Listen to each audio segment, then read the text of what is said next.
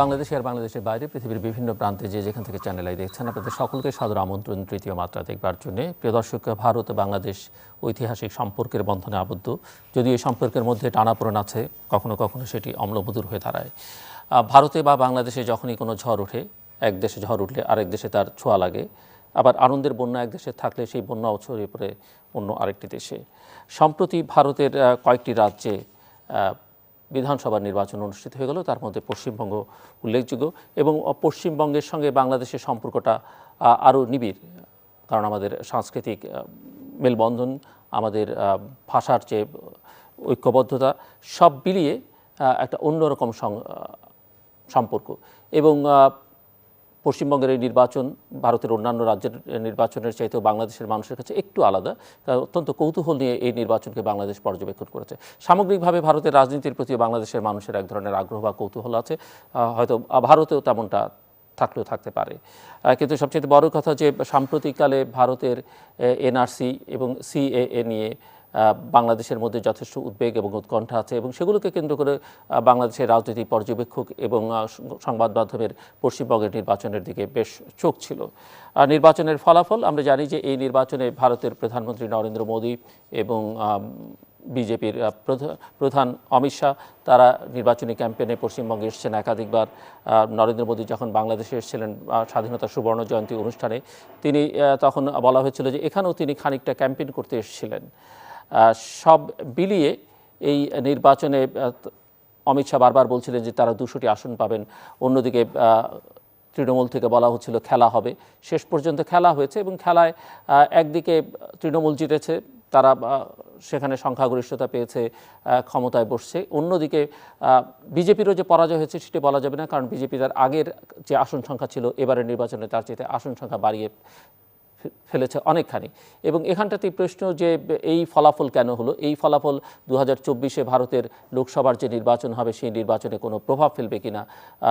মমতা ব্যানার্জিকে কেবলমাত্র পশ্চিমবঙ্গ কেন্দ্রিক রাজনীতিতে থাকবেন, নাকি তিনি জাতীয় রাজনীতিতে এখন মুখ্য ভূমিকা পালন করতে পারবেন, এরকম নানা প্রশ্ন নানা মহলে আলোচিত হচ্ছে।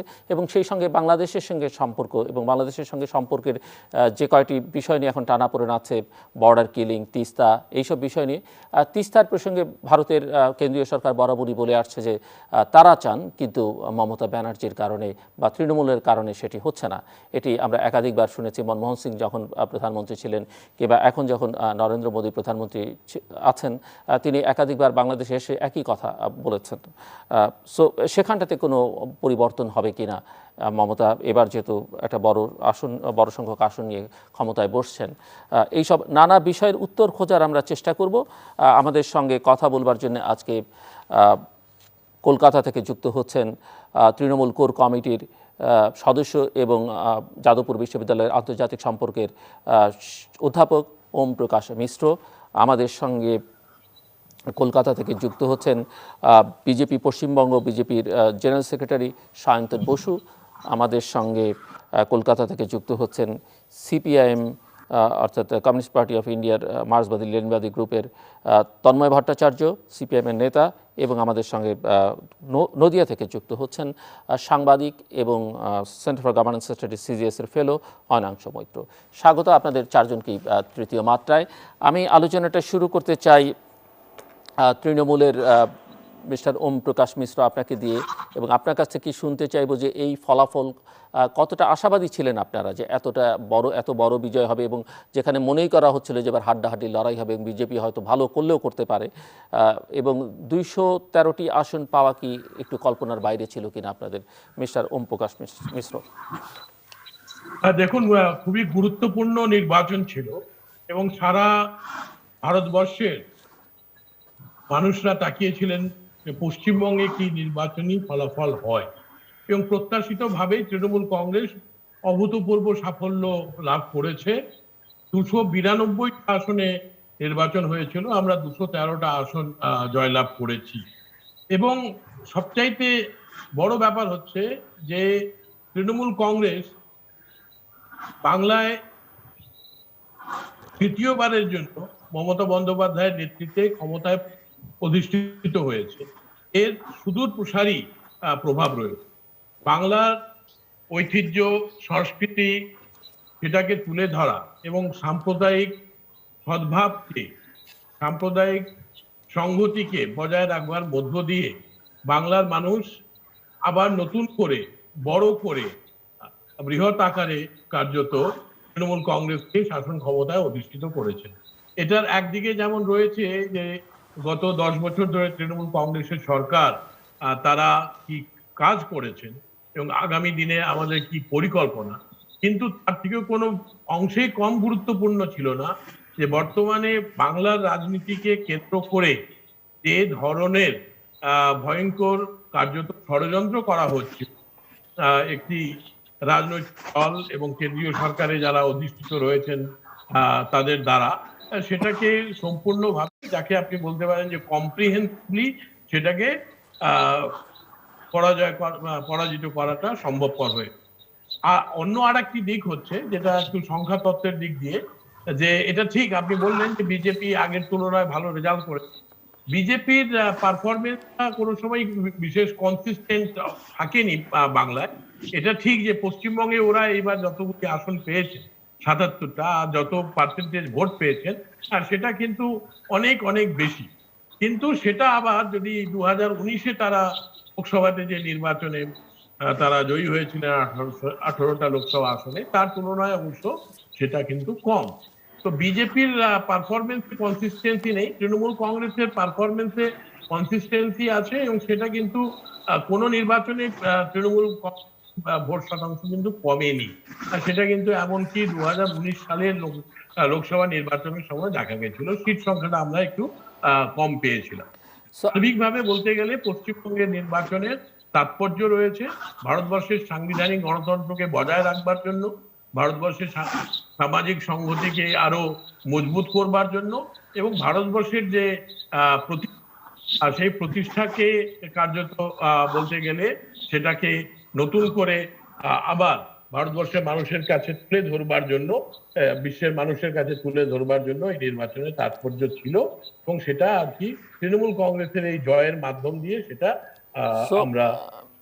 মিস্টার মিশ্র, একটু আমাদেরকে আপনি বলবেন যে ঠিক কোন কোন বিশেষ কৌশল আপনারা অবলম্বন করলেন যে কারণে এই ব্যাপক জয়? কারণ আমরা মাঝখানে মমতা ব্যানার্জিকে অ্যাক্সিডেন্ট হয়ে হসপিটালও থাকতে দেখলাম, তো সেখানে একটু শুনতে চাই যে কৌশলগুলো কী ছিল, এবং সামনের দিনগুলোতে আসলে আপনাদের রাজনৈতিক কর্মসূচি, বিশেষ ধরনের কর্মসূচি কী থাকবে।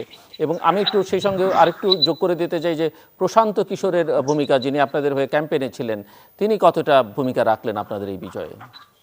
দেখুন, ছোট করে বলি, প্রথমত হচ্ছে রাজ্য সরকারের যে কাজ 10 বছরে, মমতা বন্দ্যোপাধ্যায়ের যে নেতৃত্ব, সেটা মানুষ গ্রহণযোগ্য বলে মনে করেছে। দ্বিতীয়ত হচ্ছে যে যেভাবে বিজেপি বাংলার সংস্কৃতি, বাংলার ঐতিহ্য এবং আমাদের বাংলার কৃষ্টি, সেটাকে কার্যত বিনষ্ট করবারই উদ্যোগ গ্রহণ করেছিল, তার বিরুদ্ধে মানুষ কিন্তু সার্বিকভাবে একটা প্রতিবাদ তারা ব্যালট বক্সের মাধ্যম দিয়ে, ইভিএম এর মাধ্যমে প্রতিধ্বনিত করেছে। তৃতীয়ত আমরা বলবো যে আমাদের যে সমস্ত কর্মসূচিগুলি ছিল, বিশেষ করে গ্রাম বাংলাকে সার্বিকভাবে এবং বাংলার অর্থনীতিকে মজবুত করবার লক্ষ্যে, এবং বাংলায় রাজনৈতিক দায়িত্ব ও অর্থনৈতিক উন্নয়নকে ত্বরান্বিত করবার, সেটার পেছনে এটা ঠিক যে 2019 সালের লোকসভা নির্বাচনের পরে নানাবিধ পরিবর্তন সাধিত করতে হয়েছিল। একটা বড় দিক ছিল যে যেভাবে বিজেপি একটা আগ্রাসী প্রভাব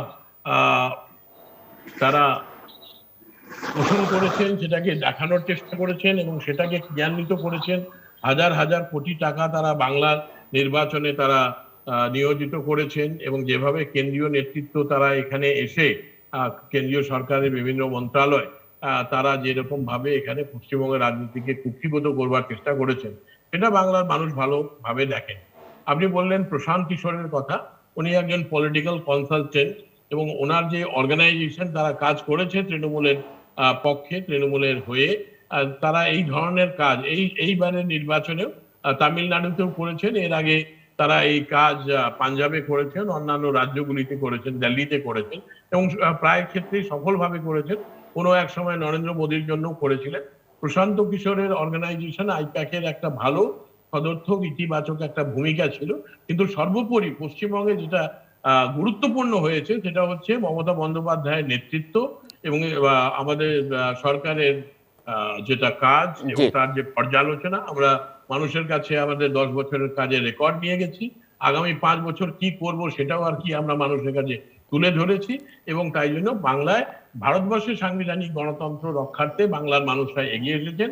আগামী দিনে বাংলা ধন্যবাদ। দেশকেও পথ দেখাবে। ধন্যবাদ। আমি আসবো আবার আপনার কাছে। মিস্টার শান্তনু বসু, আপনার কাছে একটু শুনতে চাইবো যে এই যে ৭৭টি আসন এবং আহ, একটা বিপুল পরাজয়, বড় ধরনের পরাজয়, নেপথ্যের কারণ কি বলে মনে হয়? যেখানে স্বয়ং প্রধানমন্ত্রী অমিত শাহর মতো অত্যন্ত প্রভাবশালী রাজনীতিক ক্যাম্পেইনে এসেছেন একাধিকবার, সেখানে এই পরাজয়, এবং আপনারা অমিত শাহ বারবার বলছিলেন যে 200 আসন পাবেন, সেখানে এই পরাজয়ের কারণ কি? এবং যেখানে শুধু তাই নয়, আপনারা তৃণমূল কংগ্রেস থেকে বেশ কয়েকজন গুরুত্বপূর্ণ নেতাকে বা প্রার্থীকে, ডাকসাইটের প্রার্থীকে আপনাদের দলে ভিড়িয়েছিলেন, তারপরে এই পরাজয়ের কারণ কি?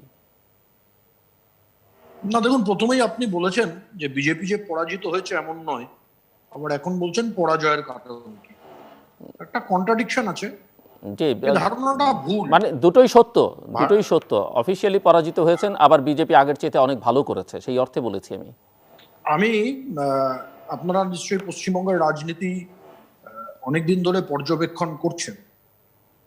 ঠিক 10 বছর আগে 2011 সালে বামপন্থীদের বা সিপিএম এর সরকার ছিল, 235টা আসন তাদের ছিল। আজকের দিনে 1946-এর পর, আমি সব সালটা বলছি 1946, অর্থাৎ যখন অবিভক্ত বাংলার আইনসভা ছিল, তারপরে প্রথমবার হলো যে বাংলার বা পশ্চিমবঙ্গের আইনসভা বলুন, বিধানসভা বলুন, 1946 সাল থেকে যা কখনো হয়নি, প্রথমবার কংগ্রেস বা সিপিএম কারুর কোনো বিধায়ক রইল না। আমাদের ভোট পার্সেন্টেজ ছিল গত বিধানসভা ভোটে 10%, আর 2011 সালে ছিল 4%। 2011-তে বিজেপি একটিও আসন জেতেনি, গতবার 3টি আসন জিতেছিল। 2019-এর লোকসভা ভোটে আমরা পশ্চিমবঙ্গে 41% ভোট পেয়েছিলাম। এবার 3%-এর মতো আমাদের ভোট কমে গেছে, 2.5%-এর মতো ভোট কমে গেছে। 40% পেয়েছিলাম, এবার 38% ভোট পেয়েছি। তৃণমূল কংগ্রেসের যে ভোট, সেটা তাদের 5% বেড়েছে। কেন বেড়েছে 5%? কারণ সিপিএম এবং কংগ্রেসের যে সমষ্টিগত ভোট, সেটা ট্রান্সফার হয়েছে। এবার কেন হয়েছে তার তো এখন পর্যালোচনা চলছে। ওম প্রকাশ দা 2-4টে বিন্দু বললেন, সেটা হতে পারে যে পশ্চিমবঙ্গের নির্বাচনের প্রেক্ষিত আলাদা ছিল, প্রেক্ষাপট আলাদা ছিল।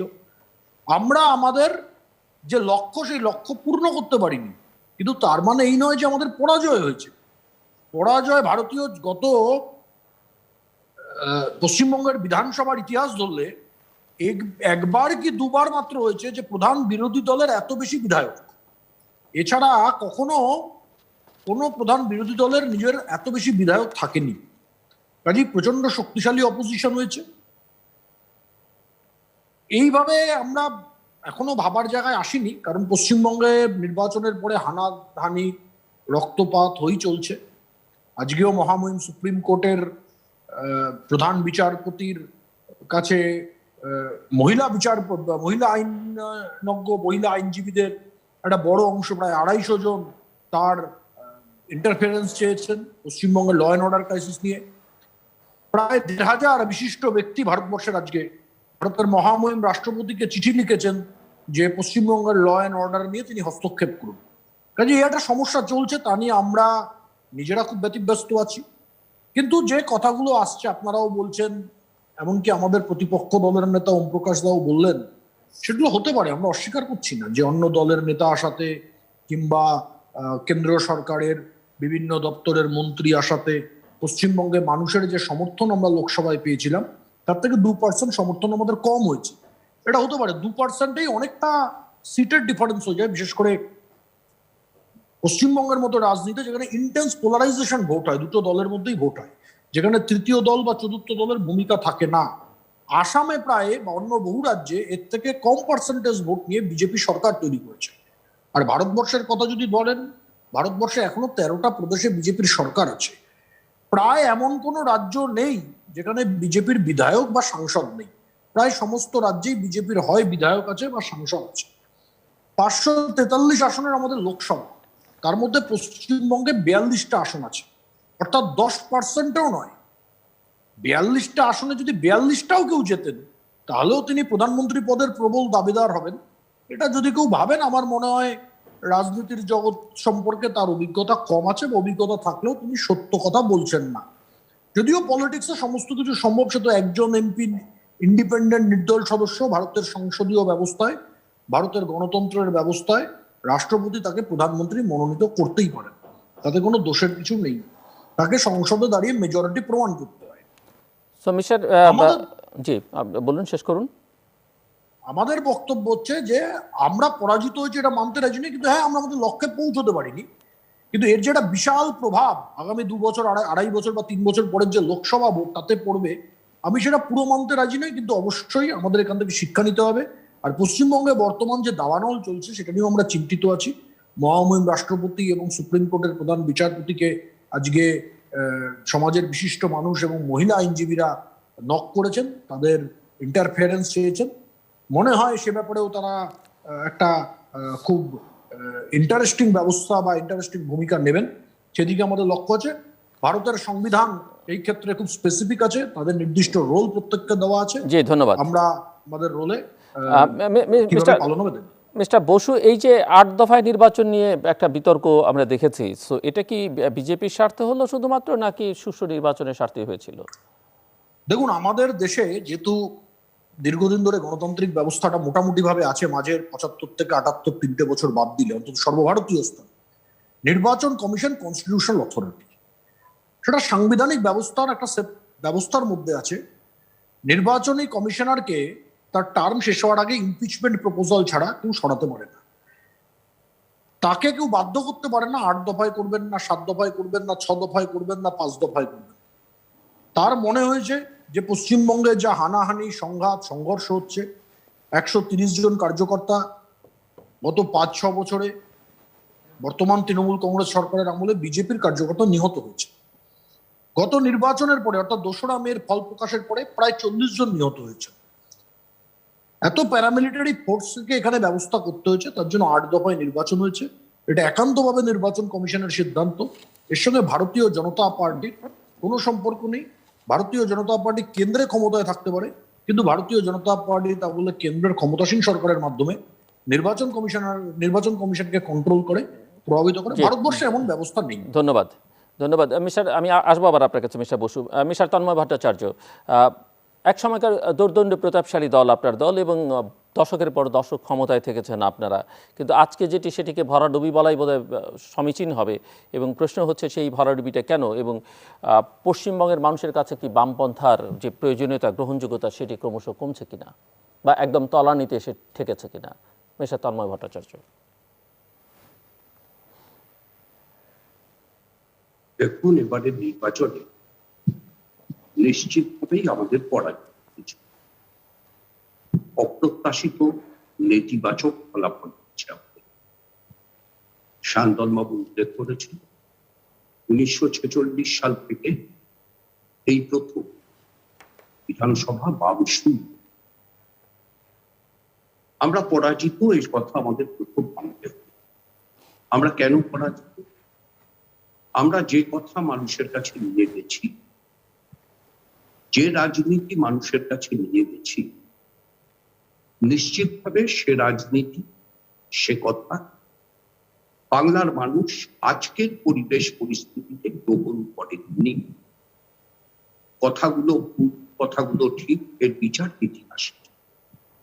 আমি তার বিচার করবার মালিক নই, তত যোগ্যতাও আমার। কিন্তু কথাগুলো মানুষ গ্রহণ করেননি, এটা আমাকে মানতেই হবে, এটা আমাকে সর্বসর্বত্রই স্বীকার করতে হবে। তৃণমূল কংগ্রেস তৃতীয়বারের জন্য সরকার করছে। তৃণমূল কংগ্রেস দাবি করছে এটা তাদের কাজের সাফল্য, তাদের উন্নয়নের সাফল্য। আমি মনে করি না যেটা তাদের উন্নয়নের সাফল্য। আমি মনে করি এই নির্বাচনের পশ্চিমবাংলার মানুষের কাছে প্রধান বিবেচ্য ছিল বিজেপিকে এই রাজ্যে ক্ষমতা দখল করতে না দেওয়া। বিজেপির উগ্র আগ্রাসী হিন্দুত্ববাদ বাংলার মানুষ অসাম্প্রদায়িক মানুষ, ধর্মনিরপেক্ষ মানুষ, তারা এই ধর্মীয় উন্মাদনার রাজনীতিকে পছন্দ। বাংলার মানুষ যারা বাংলাদেশের ভাষা আন্দোলনে শরিক, বাংলার মানুষ যারা কাছাড়ের ভাষা আন্দোলনের শরিক, বাংলার উপরে হিন্দি ভাষার আধিপত্যবাদ গ্রহণ করতে চান, হিন্দি সংস্কৃতি বাঙালি সংস্কৃতিকে হারিয়ে চান, যেভাবে রবীন্দ্রনাথ থেকে শুরু করে রাজা রামমোহন রায়, ঈশ্বরচন্দ্র বিদ্যাসাগর, বাংলার সমস্ত মনীষী সম্পর্কে বিজেপি যে ভয়ঙ্কর অবমাননাকর মন্তব্য দিনের পর দিন করে গেছে, বাংলার মানুষ এটাকে তার সংস্কৃতির উপর আক্রমণ বলে মনে করেছে, তার ঐতিহ্যের উপর, তার পরম্পরার উপর আক্রমণ বলে মনে করেছে, এবং এই আক্রমণকে বাংলার মানুষ প্রতিহত করতে চেয়েছে। প্রতিহত করা মানে হচ্ছে বিজেপিকে পরাস্ত করা। বিজেপিকে কে পরাস্ত করতে পারে, এই প্রশ্নটা ঠিক তখন থেকে জন্মেছে, কে হারাতে পারবে। এবং সেক্ষেত্রে মানুষের কাছে এক এবং একমাত্র অপশন হয়েছেন তৃণমূল কংগ্রেস, মমতা ব্যানার্জি। সেখানে কি আপনারা মনে করেন যে আপনাদের এবং কংগ্রেসের সমর্থক গোষ্ঠী যারা আছেন তারাও তৃণমূলকে ভোট দিয়েছেন? না না, ভোট কে কাকে দিয়েছে আমাদের ভোট বলে কিছু হয় বলে আমি বিশ্বাস করি না, বিজেপির ভোট বলেও কিছু হয় বলে বিশ্বাস করি না, তৃণমূলের ভোট বলেও কিছু হয় বলে আমি বিশ্বাস করি না। 2006 সালে যে মানুষ আমাদেরকে ভোট দিয়েছিলেন, যে কারণে আমরা 235টা আসন পেয়েছিলাম, সেই মানুষের একটা অংশ তো 2011 সালে আমাদের ভোট দেননি। আবার 2011 সালে ভোট যারা দিয়েছিলেন তাদের একটা অংশ তো 2014 বা 2016 দেননি। তাহলে যারা 2011 আমাদের ভোট দিয়েছিলেন তারা আমাদের ভোটার, চিরকালীন ভোটার। ভোটার কারোর কে না, পরিষ্কার আপনার কথা। যদি ভাবেন তারা যে 45% ভোট পেয়েছেন সেটা তাদের ভোট, এই ভোটার তাদের চিরকালের কেনা। বিজেপি যদি ভাবেন তারা যে 38% ভোট পেয়েছেন, এই 38% তাদের ভোট, এই ভোট তাদের চিরকালের জন্য থেকে যাবে। সংসদীয় গণতান্ত্রিক ব্যবস্থাটাই তাহলে উঠে যেত যদি এই ভোট নির্দিষ্ট হয়ে কারো থেকে যেত। আসলে ভোটার যখন ভোট দেন তখন তিনি তার বিবেচনা মতো ভোট দেন। একই মানুষ গত নির্বাচনে আমাদের ভোট দিয়েছিলেন, এই নির্বাচনে বিজেপিকে ভোট দিয়েছেন, হতে পারে। একই মানুষ গত নির্বাচনে কংগ্রেসকে ভোট দিয়েছিলেন, এই নির্বাচনে তৃণমূলকে। মিস্টার ভট্টাচার্য, পরিষ্কার আপনার কথা থেকে। একই মানুষ গত নির্বাচনে তৃণমূলকে ভোট দিয়েছিলেন, এই নির্বাচনে বিজেপিকে ভোট দিয়েছেন, বা আমাদের ভোট দিয়েছেন, বা কংগ্রেসকে ভোট দিয়েছেন, হতে পারে। সুতরাং এটাকে যারা ভোট ট্রান্সফার বলেন তারা সংসদীয় গণতান্ত্রিক রাজনীতিকে কতটা বোঝেন আমার তা নিয়ে আমি একটু আপনার কাছে একটু জানতে চাইবো মিস্টার ভট্টাচার্য। মানুষকে অপমান করেন, আমি এটা করতে পারবো না। মিস্টার ভট্টাচার্য, আমি যেটা বলবো সেটা হচ্ছে মানুষ তার নিজস্ব চেতনার বোধ থেকে ভোট দিয়েছেন, তার সচেতন রাজনৈতিক মতামত জানিয়েছেন। এই মতামতটা আমার বিরুদ্ধে গেছে মানে মানুষের মতামতটা অসচেতন হয়েছে, এটা বলবার মতো মানুষ আমি না। মানুষের মতামত। ধন্যবাদ মিস্টার তন্ময় ভট্টাচার্য। আমি একটু জানতে চাইবো আপনার কাছে যে এখানে আপনারা এত খারাপ করলেন কিন্তু কেরালায় আপনারা ক্ষমতায় প্রত্যাবর্তন করলেন, এবং এর পেছনের কারণ কি সেটি হিসেব করে দেখেছেন? যে কেরালার মানুষ মনে করেছেন মোদী বিরোধী লড়াইয়ের ক্যাপ্টেনশিপটা লাল ঝান্ডার হাতে, বামপন্থীদের হাতে, পিনারাই বিজয়নের হাতে থাকা দরকার। বাংলার মানুষ মনে করেছেন মোদী বিরোধী লড়াইয়ের ক্যাপ্টেনশিপটা মমতা ব্যানার্জির হাতে থাকা দরকার। আবার কেরালার পাশে তামিলনাড়ুর মানুষ মনে করেছেন মোদী বিরোধী লড়াইয়ের ক্যাপ্টেনশিপটা এম.কে. স্ট্যালিনের হাতে থাকা দরকার, ডিএমকে পার্টি। সো ভারতের রাজনীতিটা এখন মোদী বনাম মোদী ভার্সেস আদার্স, মানে রেস্ট অফ দা। রায়টা মোদী বিরোধী রায়, রায়টা বিজেপি বিরোধী রায়।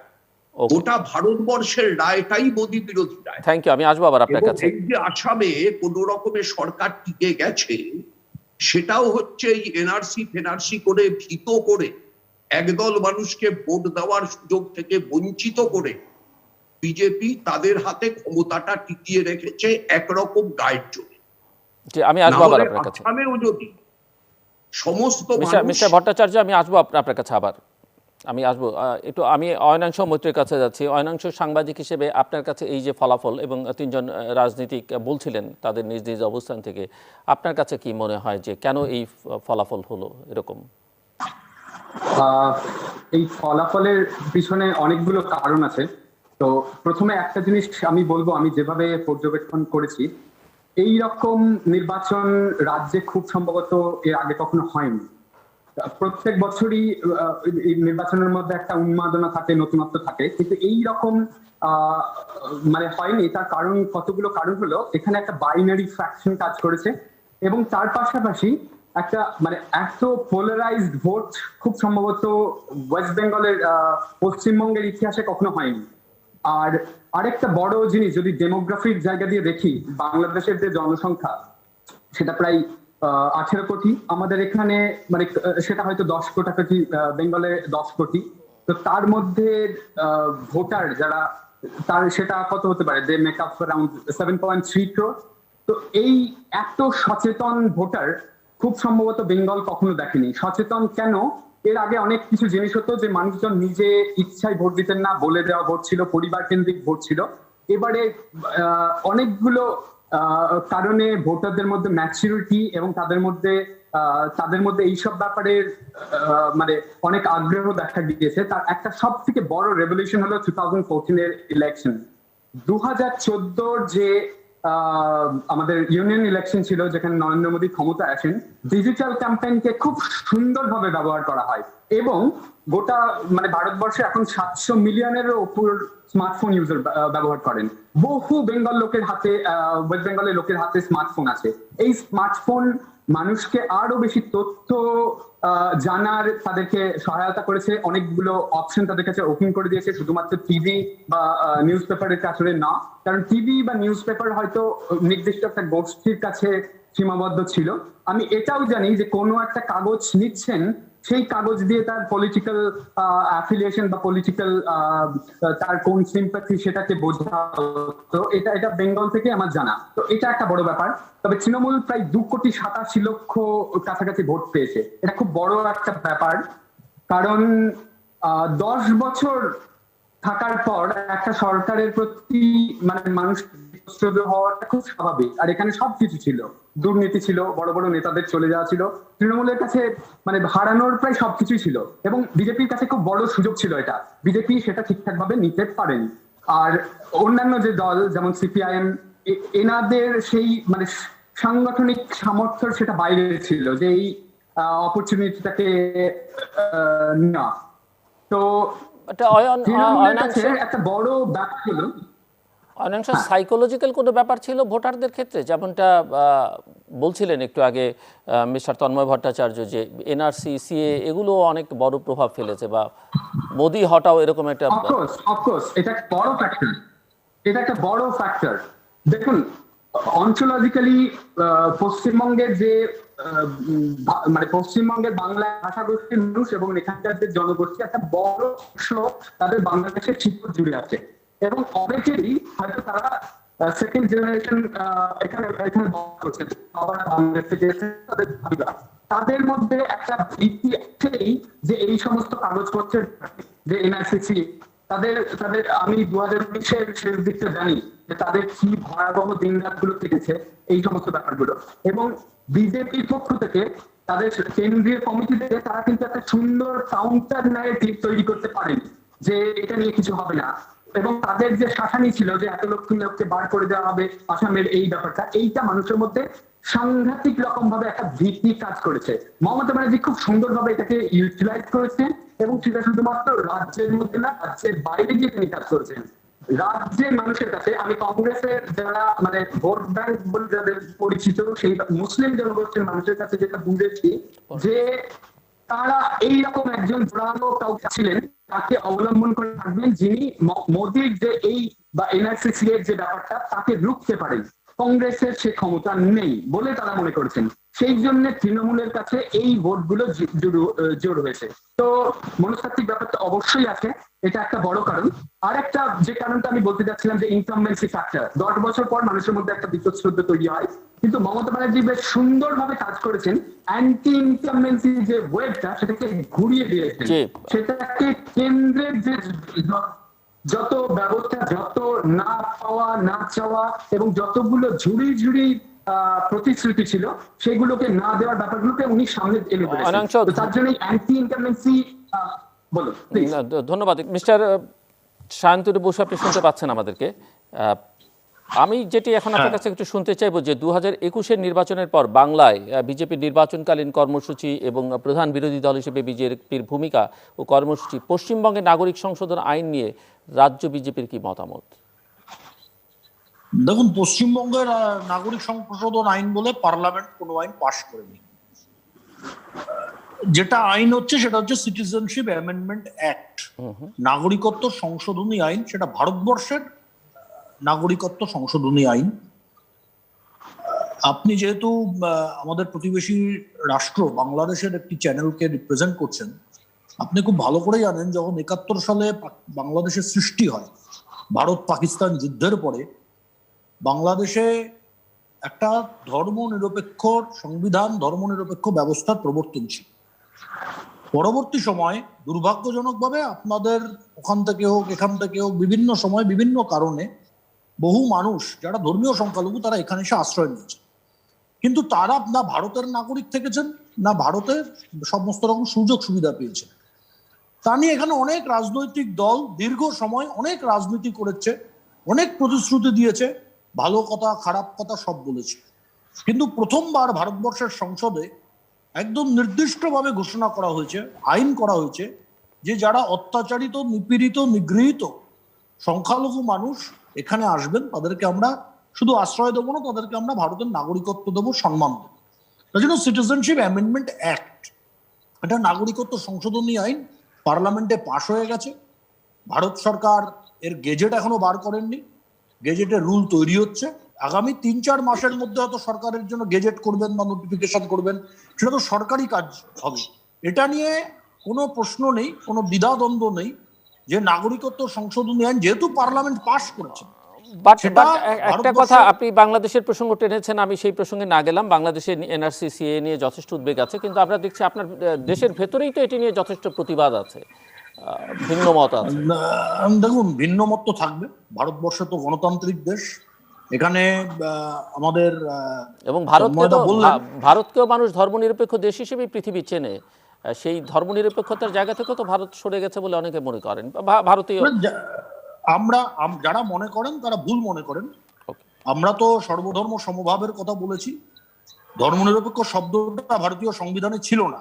75 সালে ইমার্জেন্সির সময় যখন পার্লামেন্ট সাসপেন্ডেড ছিল, কোর্ট বন্ধ ছিল, সমস্ত বিরোধী রাজনৈতিক দল জেলের মধ্যে ছিল, তখন ধর্মনিরপেক্ষ এবং সোশ্যালিস্ট শব্দ দুটো ভারতের সংবিধানে কংগ্রেসের নেতারা ঢুকিয়েছিলেন। আমি সে প্রশ্নে যাচ্ছি না। যেটা স্পষ্ট কথা সেটা হচ্ছে প্রতিবাদ হতেই পারে, বিভিন্নতা হতে পারে, কিন্তু আমাদের বামপন্থী যিনি বললেন, বামফ্রন্টের পক্ষ থেকে বা সিপিএম এর পক্ষ থেকে মোদি বিরোধী ব্যাটিং হয়েছে, মোদি বিরোধী মত হয়েছে। 38 জন মানুষ 100 জনের মধ্যে মোদিকে ভোট দিয়েছে পশ্চিমবঙ্গে। 62 জন মানুষ মোদির বিরুদ্ধে দিতে পারে, কিন্তু 38 জন তো দিয়েছে। তারা কি ভারতবর্ষের মানুষ নয়? না তারা পশ্চিমবঙ্গের মানুষ নয়? সিপিএম পার্টি 3.5-4% গিয়ে সীমাবদ্ধ হয়ে গেল, যারা 34 বছর শাসন করলো। তার জন্য আমরা মনে করি যে দেখুন, আসামে যারা বলছেন এনআরসি করে ভোটাধিকার কেড়ে নেওয়া হয়েছে, এটা ভুল তথ্য। কারুর ভোটাধিকার কারা হয়নি। ভারতবর্ষের নাগরিক হলেই তিনি ভোটে দেওয়ার অধিকার, ভোটের অধিকার পাবেন। নাগরিকত্ব নিয়ে কোনো প্রশ্ন কারোর ক্ষেত্রে উঠছে না, কিন্তু হ্যাঁ নাগরিক হতে হবে, এটা নিয়ে কোনো প্রশ্ন নেই। এটুকুই আমার মোটামুটি ছিল, আমার মনে হয় আমার যা বলা। অনেক অনেক ধন্যবাদ আপনাকে। আমি একটু মিস্টার ওম প্রকাশ মিশ্র আপনার কাছ থেকে শুনতে চাইব। ছোট ছোট কিছু প্রশ্ন আছে, আপনি ছোট ছোট করে উত্তর দিলে আমাদের সুবিধা হবে। তিস্তা নিয়ে বাংলাদেশের মানুষের অনেক উদ্বেগ আছে, উৎকণ্ঠা আছে, অনেক আগ্রহ আছে, এবং ভারতীয় প্রধানমন্ত্রীরা যখনই বাংলাদেশে আসেন তারা আশ্বস্ত করেন হয়ে যাবে, কিন্তু শেষ পর্যন্ত হয় না, এবং শেষ পর্যন্ত দোষটা গিয়ে চাপে মমতা ব্যানার্জির উপরে। সো এবার ক্ষমতা আসবার পরে কি মমতা ব্যানার্জি এই বিষয়ে কোনো ইতিবাচক মনোভাব দেখাবেন কি না? দেখুন, আপনার এই প্রশ্নের উত্তর দেওয়ার আগে আমাকে দু একটা কথা অতি অবশ্যই বলতে হবে। তার কারণটা হচ্ছে যে বেশ কিছু ভুল তথ্য এখানে পরিবেশিত হয়েছে, এবং আপনাদের মতো একটা প্রেস্টিজিয়াস চ্যানেলের দর্শকদের এই অধিকার রয়েছে যে তারা যেন সঠিক তথ্যটা জানে। প্রথম কথা হচ্ছে যে ভারতবর্ষে সোশ্যালিস্ট সেকুলার কথাটা কংগ্রেসের নেতারা ঢুকিয়ে দেননি, এটা হয় না। এটা হচ্ছে কনস্টিটিউশন অ্যামেন্ডমেন্ট করা হয়েছে, 42nd কনস্টিটিউশন অ্যামেন্ডমেন্ট, এবং সেটা 1976 সালে। পরবর্তীকালে 1978 সালে এই 42তম সংবিধান সংশোধনীর অনেক অংশটাই বাদ দেওয়া হয়েছিল, যখন বিজেপির পূর্বসূরি অর্থাৎ জনসংঘ তারা ছিল ক্ষমতায়, তারা কিন্তু এটাকে বাদ দেয়নি। আগামী দিনেও এটা কেউ বাদ দিতে পারবে না। আপনি জিজ্ঞেস করছিলেন যে কেন 8 দফায় নির্বাচন হয়েছে, কারণটা হচ্ছে যাতে বিজেপির প্রচার করতে সুবিধা হয়। এনআরসি আর সিএএ নিয়ে আসামে এক ধরনের মিথ্যে কথা বলার প্রয়োজনীয়তা ছিল, আর বাংলায় অন্য ধরনের মিথ্যে কথা বলার প্রয়োজনীয়তা ছিল।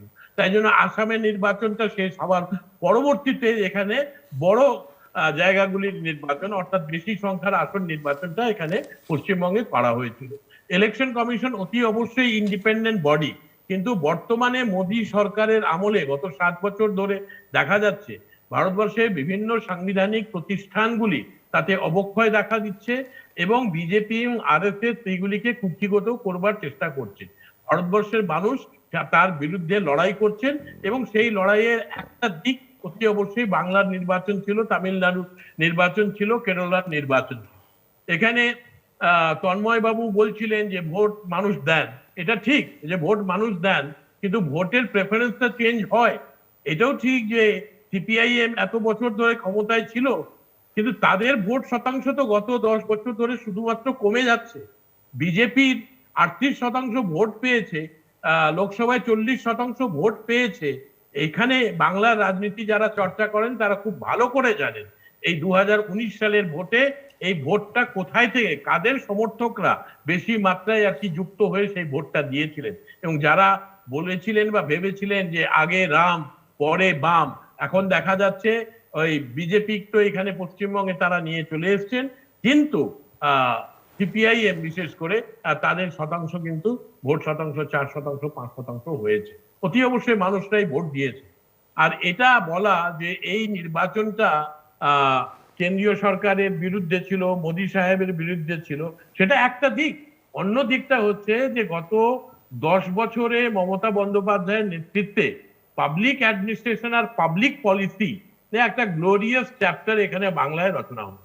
সেটা আপনি দুয়ারে সরকারের কথা বলুন, বা আপনি স্বাস্থ্য সাথীর কথা বলুন, বা মহিলাদের সশক্তিকরণ করবার জন্য রূপশ্রী প্রকল্পের কথা বলুন, কন্যাশ্রীর কথা বলুন, ভারতবর্ষে একটা অনন্য উদাহরণ বাংলায় মমতা বন্দ্যোপাধ্যায়ের নেতৃত্বে রচিত হয়েছে, এবং তাই জন্য এই নির্বাচনটা অতি অবশ্যই বিজেপির বিরুদ্ধে আমাদের রাজনৈতিক লড়াইয়ের একটা বড় প্রতিফলন। কিন্তু পাশাপাশি 10 বছরের এই রাজ্য সরকার কি কাজ করেছে সেটা, তাই জন্য অংশু ঠিকই বলছিল যে এখানে কিন্তু অ্যান্টি ইনকামবেন্সির জায়গায় প্রো ইনকামবেন্সি সেন্টিমেন্টটা বাংলায় কাজ করেছে। আজকে বিজেপির সঙ্গে তৃণমূল, বিজেপি ভালো ভোট পেয়েছে, কিন্তু পার্থক্যটা আছে 10%-এর পার্থক্য, 38% ভার্সেস 48%। তো সেই পার্থক্যতে এতগুলি আসন বিজেপি পেয়েছে 77টা, সেটাও কিন্তু মনে হতে পারে যে অনেক বেশি, কিন্তু এই কথাটা ভুল যে পশ্চিমবঙ্গে এত বেশি বিরোধী রাজনৈতিক দলগুলি আসন পায়নি, পরিসর পায়নি। 1996 সালে কংগ্রেস পার্টি এই বাংলাতে 84টা আসন পেয়েছে। 1982 সাল, আমি আসছি 1982 থেকে অনেকগুলি নির্বাচনে কিন্তু বিরোধী রাজনৈতিক দল 41%, 42% ভোট এই বাংলাতেও পেয়েছে। আর আপনি যেটা আমাকে জিজ্ঞেস করেছিলেন সেটা হচ্ছে যে তিস্তা চুক্তি সম্পর্কিত, এবং এই ক্ষেত্রে আর কি পশ্চিম বাংলার স্ট্যান্ড কি। পশ্চিম বাংলার কোনো আলাদা স্ট্যান্ডের বিষয় না, এটা বিদেশ নীতির প্রশ্ন, এবং সেই বিদেশ নীতিটা ভারতবর্ষের সরকার সম্পাদিত করেন, এবং ভারতবর্ষের সরকার আর ভারতবর্ষের বিভিন্ন অঙ্গরাজ্যে যে সমস্ত সরকার রয়েছে তাদের মধ্যে আর কি বোঝাপড়ার মাধ্যম দিয়ে এবং তাদের মধ্যে কথাবার্তা বলার মধ্য দিয়ে আর কি এই সমস্ত বিষয়গুলি নিরসন হয়। তাই জন্য এখানে বাংলাকে, পশ্চিম বাংলা সরকারকে আলাদা করে টেনে নিয়ে আসার প্রয়োজনীয়তা নেই। যেটা বেশি গুরুত্বপূর্ণ সেটা হচ্ছে যখন চুক্তি হবে সেটা অতি অবশ্যই ভারত সরকারের সঙ্গে হবে, এবং ভারত সরকারের যে সমস্ত অঙ্গরাজ্যগুলি রয়েছে বাংলা ইনক্লুডেড, সেখানে তাদের একটা ভূমিকা থাকবে, কিন্তু সেটা হচ্ছে আমাদের দেশের জি, কনটেক্সট। এমনি রাজ্যের প্রশাসনগত কোনো ব্যাপক পরিবর্তন দেখা যাবে কি এই সময়টা? অতি অবশ্যই প্রশাসনে পরিবর্তন তো হয়, তবে সেটা আমাদের তো এখানে স্পয়েলড সিস্টেম নেই জি, যে নতুন গভর্নমেন্ট আসলে আর কি বিউরোক্রাটরা পুরোনোরা বিদায় নেবেন। চেঞ্জ হয়ে যাবে, তা নয়। আর অবশ্যই ট্রান্সফার হন, নতুন নতুন মানুষরা দায়িত্ব পান, সেটা হবে, কিন্তু এটা বেসিক্যালি হচ্ছে একটা কন্টিনিউটি।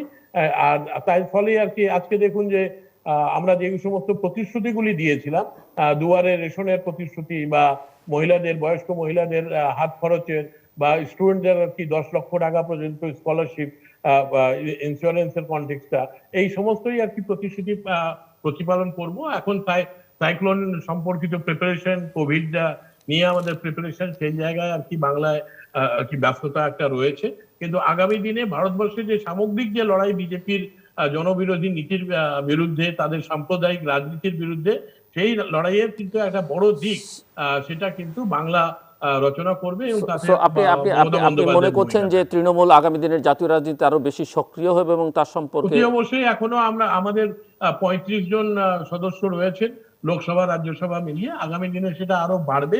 অন্যান্য বিরোধী রাজনৈতিক দলগুলিও তারা মনে করছেন যে মমতা বন্দ্যোপাধ্যায় 7 বারের লোকসভার সাংসদ, এবং 3 বারের আর কি তার গভর্নমেন্ট পাওয়ারে এসছে, তার পার্টি পাওয়ারে এসছে, এটা একটা অনেক বড় অ্যাচিভমেন্ট, এবং তাই যে অন্যান্য নেতৃত্বরা রয়েছেন, কিন্তু সেটা বোঝাপড়ার মাধ্যম দিয়ে ঠিক হবে। কিন্তু এইটা নিয়ে কোনো সন্দেহ নেই যে Bengal will play a very important role in the future national politics. ধন্যবাদ। মিস্টার তন্ময় ভট্টাচার্য, আপনি আমাদেরকে একটু বলবেন যে নির্বাচন পরবর্তী পর্যায়ে এখন সিপিআইএম এর কর্মসূচি ঠিক কি ধরনের, কি কি কর্মসূচি আপনারা নিচ্ছেন? একই সঙ্গে আমি একটু আপনার কাছে এটাও জানতে চাইব যে এই যে নির্বাচন পরবর্তী পর্যায়ে রাজ্যে যে হিংসা, ব্যাপক তাণ্ডব, হত্যাকাণ্ড অব্যাহত রয়েছে, সে সম্পর্কে আপনার মতামত একটু শুনতে চাইব, মিস্টার তন্ময় ভট্টাচার্য। নির্বাচন পরবর্তী পর্যায়ে পশ্চিমবাংলা সিংহভাগ জায়গা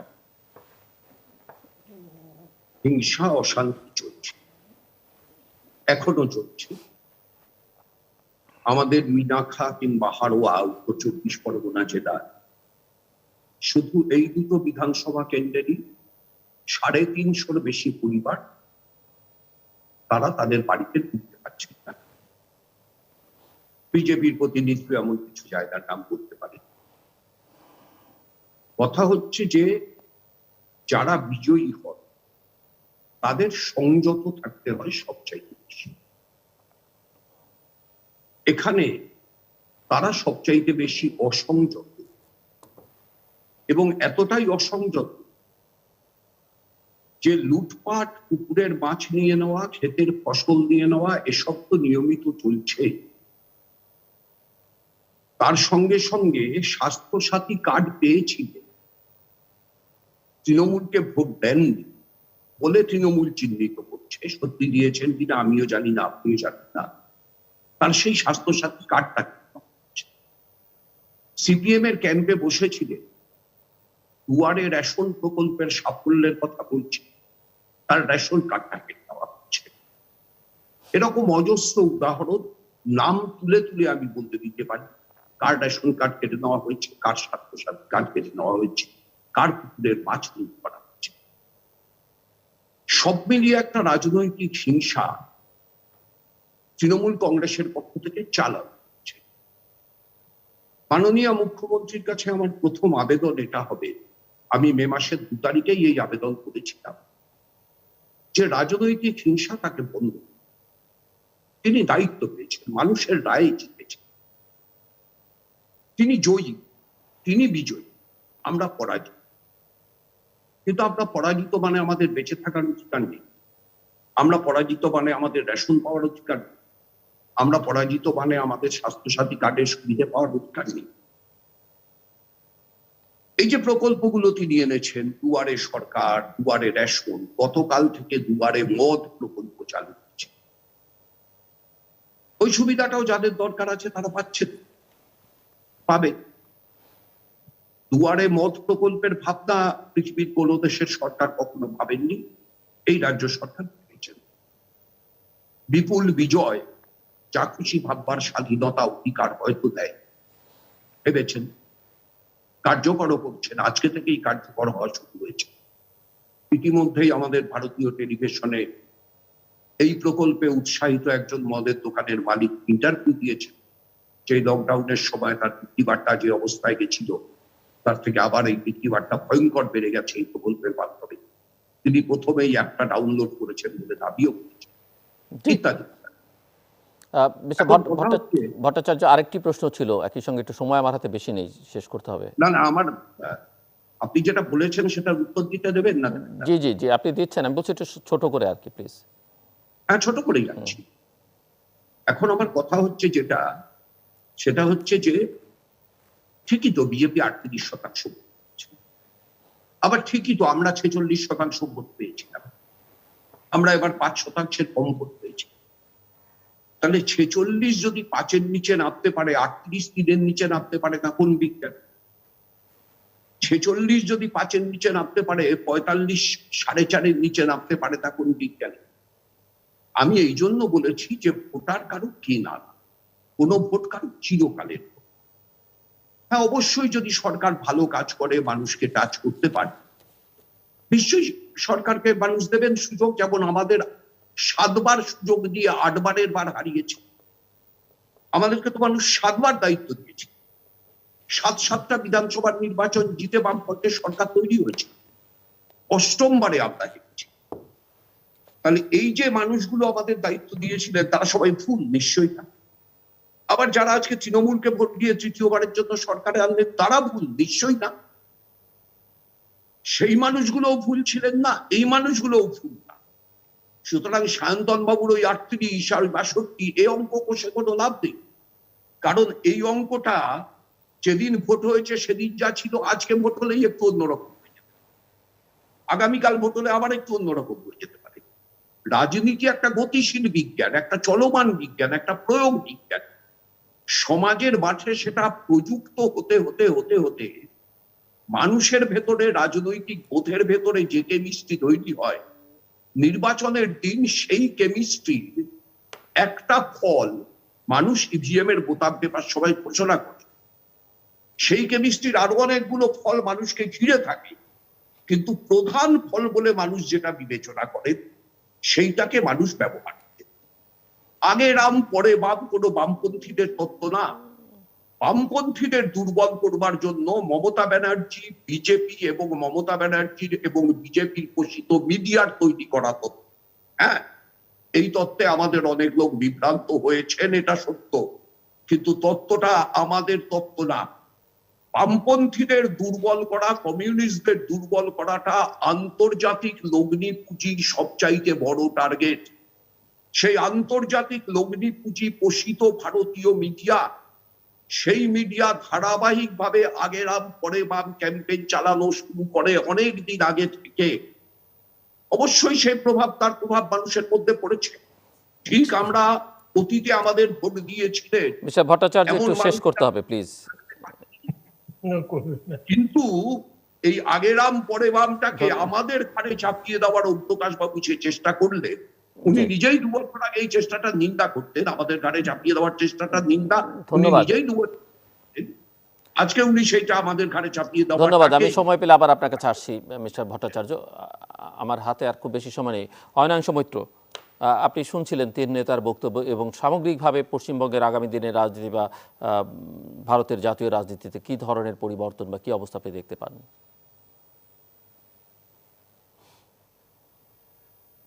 অয়নাংশ, শুনতে পাচ্ছি না আমরা। আপনি আপনি আনমিউট করুন, মিউট করা আপনার মাইক্রোফোন। আমি এই বক্তব্যে যাওয়ার আগে আমি একটি বিষয় প্রফেসর মিশ্রর একটি বক্তব্যকে ধরে বলবো, সেটা হচ্ছে তিস্তাকে নিয়ে। অফকোর্স মানে এটা the ball is now on Bengal's court. তিস্তার পানি নিয়ে কি হবে সেটা এখন বেঙ্গল ঠিক করবে, ঠিক যেমন ভাবে খুব সম্ভবত সিকিম গভর্নমেন্টের কাছে আছে। কিন্তু প্রফেসর ওম প্রকাশ বলছিলেন যে এটা বেঙ্গলের কিছু করবার না, এটা কেন্দ্র করবে। বেঙ্গলের সঙ্গে বোঝাপড়া হবে কেন্দ্রীয় সরকারের, বাংলাদেশের সঙ্গে বোঝাপড়া হচ্ছে ভারতের কেন্দ্রীয় সরকারের। দেখুন, মনমোহন সিং যখন গিয়েছিলেন তারপরে এই চুক্তি হয়নি, কারণ মমতা চাননি, এক্ষেত্রেও হয়নি। এবং জয়শঙ্কর জি বলেছেন যে we can share the river water any of the 54 rivers. কিন্তু এখন যেটা সমস্যা, আমাদের উত্তরবঙ্গে তিস্তার পানি দেওয়ার পর যদি মানে জল কোনোভাবেই থাকে না, এবং তার কারণে প্রায় 22টা নদী যেতে বাংলাদেশে মারা যাচ্ছে। কিন্তু আমরা যদি জল দিই, আমাদের নিজেদের কাছেই জল পানি থাকবে না। তো সেই কারণেই আমরা আমাদের রাজ্য সরকার এতে রাজি হয়নি, এবং তার বিনিময়ে একটা বিদ্যুতের কথা হয়েছিল, কিন্তু সেই ব্যাপারে এখনো মীমাংসা হয়নি। আশা রাখা যায় এটা আগামীতে হবে, এবং সেটাতে সিকিমের মুখ্যমন্ত্রী, পশ্চিমবঙ্গের মুখ্যমন্ত্রীর বড় রকম ভূমিকা থাকবে। আর যদি কখনো বাংলাদেশে ক্ষমতার পরিবর্তন হয়, বিএনপি আছে, তাহলে China will play the big game. আপনারা অলরেডি দেখেছেন যে এই পানির ব্যারেজের জন্য চীন থেকে $1 বিলিয়ন তারা এরকম প্রতিশ্রুতি দিয়েছে, যেটা মানে কথা চলছে। তো এটা একটা বিষয়। আর নির্বাচনের প্রসঙ্গে বলি, দুজনই যা বলেছেন আমি তার সঙ্গে বেশিরভাগ ক্ষেত্রেই সহমত পোষণ করি, কমরেড ভট্টাচার্য এবং স্যার প্রফেসর মিশ্র। তো একটা বিষয় যেটা আমাদের বলা হয়নি, বেঙ্গলের ইলেকশনে খুব বড় একটা ফ্যাক্টর ছিল যে 2M ফ্যাক্টরস, মুসলিম আর মহিলা ফ্যাক্টরস। তো এই মহিলারা প্রায় 49.01% মতো মানে তাদের সংখ্যা। তো তারা এই ভোটগুলো ছিল একমুখী, এবং ইমোশনাল ভোট কাজ করেছে, যারা অনেক বেশি মানুষ মমতা ব্যানার্জিকে এই কারণে ভোট দিয়েছেন। আর জাতীয় রাজনীতিতে ঠিক কি ধরনের পরিবর্তন আসবে, এটা খুব সুন্দর কথা। অলরেডি কিন্তু বিজেপির বিজেপির প্রতি বিতৃষ্ণা এবং বীতশ্রদ্ধা কাজ করছে। রাজ্যসভাতেও তাদের যে মেজরিটি মার্কস 93 বা এরকম কিছু একটা আছে, সেখানে ভাঙন দেখতে দেওয়া দিয়েছে। আর একটা বড় ব্যাপার হলো, যে কথা রাজ্যে ইলেকশন নির্বাচন হলো, কেরালায় এলেন পিনারাই বিজয়নের প্রত্যাবর্তন হলো, এখানে মমতা ব্যানার্জি এলেন। স্টালিন হচ্ছে মানে মোদী বিরোধী যে ওয়েব, তার একটা বড় সড়ো মুখ হচ্ছেন স্টালিন। এই যে মানে বিরোধীদের যে মুখ, যে মানে কি বলবো, মানে বিরোধিতার যে মুখ, তারা একেবারে সামনে চলে এসেছেন, এবং এদের কাছে মানুষের গ্রহণযোগ্যতা বিভিন্ন সার্ভে গুলো করে দেখা গেছে এদের যোগ্যতা আরো বেশি। এরা জানেন যে মানুষকে কিভাবে এনগেজ করতে হয়, এবং সব থেকে বড় ব্যাপার, এরা আঞ্চলিক দল হলেও, আমি কেরালার সিপিএম কেও আঞ্চলিক দলই ধরছি, এরা আঞ্চলিক দল হলেও এদের রিচটা স্টেটের বাইরে, এবং এদের গ্রহণযোগ্যতা স্টেটের বাইরে। এদের যে ডেলিভারি অফ গভর্নেন্স, সেটাও অনেক বেশি মানে অনেক বেশি আকর্ষণীয়, এবং তার মানুষ তার প্রতি বিশ্বাস রাখেন। তো আমার মনে হয় মোদীকে চ্যালেঞ্জ করার মতো একটা মানে সংঘবদ্ধ দল তৈরি হচ্ছে। আর একটা বড় ফ্যাক্টর হচ্ছে, 2019-এ যখন মোদীজি ক্ষমতায় এলেন, ওনার বিরুদ্ধে কোনো চেকমেট কম্পিটিটর ছিলেন না। Rahul Gandhi was not the checkmate competitor. তো যে কোনো যুদ্ধে যখন সামনে আসেন, দেখুন সচিনের সঙ্গে খেলতে গেলে ওখান থেকে মানে বাংলাদেশের একজন স্বনামধন্য ক্রিকেটারকে দরকার, সেখান থেকে সাপিক মানে কোনো পাড়ার গলির একজন কেউ ক্রিকেটার খেলতে পারে না। রাজনীতিতেও এরকম চেকমেট কম্পিটিটরটা দরকার, যেটা এই মানে 2019-এর নির্বাচনে মোদীর এগেনস্টে ছিলেন না, এবং এই নির্বাচনে মমতা ব্যানার্জির এগেনস্টে ছিলেন না। কিন্তু আগামী লোকসভা ইলেকশনে মোদীর কাছে চ্যালেঞ্জ আরো বাড়ছে, এবং মানুষ শুধুমাত্র এই যে পোলারাইজড ব্যাপারগুলো, সেইগুলোতে থেমে থাকবে না। অফকোর্স মানে ধর্মীয় রাজনীতি, কাস্ট ভিত্তিক জিনিস, এগুলো বাড়বেই, কিন্তু মানুষের যে basic needs, health care, education, job, এগুলোকে নিয়ে ভোকাল হবে আরো বেশি রাজনীতিবিদ। তো এটা একটা বড় দিক। জি, আমরা একেবারে শেষ প্রান্তে, মিস্টার তন্ময় ভট্টাচার্য এবং মিস্টার ওম প্রকাশ মিশ্র, যদি 30 সেকেন্ডসে কিছু যোগ করবার থাকে, আছে আপনাদের কিছু বলবার? আমি একটু বলে নিই, 30 সেকেন্ড তো। জি জি, অনেক ধন্যবাদ যে এই কর্মসূচিতে অংশগ্রহণ করবার সুযোগ হলো। আগে অনেক সময় অনেকবার বাংলাদেশে যেতাম, বাংলাদেশ নিয়ে অনেক চিন্তা ভাবনা করেছি, পড়াশোনা করেছি। ভারতবর্ষের রেফিউজি স্টাডিজ কার্যত আর কি এক সময় শুরু করেছিলাম যাদবপুর বিশ্ববিদ্যালয়। বাংলাদেশ খুব ভালো কাজ করছে এবং ভালোভাবে এগোচ্ছে। আজকে থেকে 21 বছর আগে আমি একটা কথা বলেছিলাম, যেটা এক্ষেত্রে প্রাসঙ্গিক, এবং সেটা হচ্ছে যে Bangladesh must not forget geography, India must not over emphasise history, and it is in India's vested interest to have a developed Bangladesh.